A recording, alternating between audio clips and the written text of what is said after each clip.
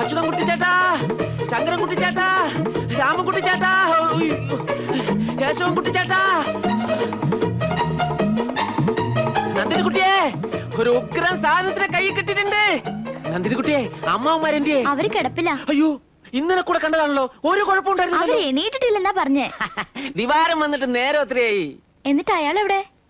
സൂര്യൻ ഉദിച്ച കാര്യോ പറഞ്ഞേ. പര്യായം പര്യായം. അവരെവിടെ?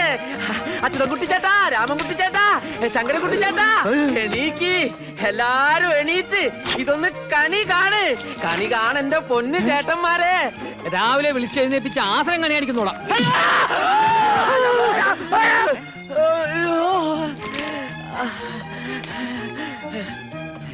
ചെക്കനെ കണ്ടോ? ചെക്കനെ കണ്ടോ? വൃത്തിയോട് കാണിക്കുന്നോ കഴിവേറെ മോനെ.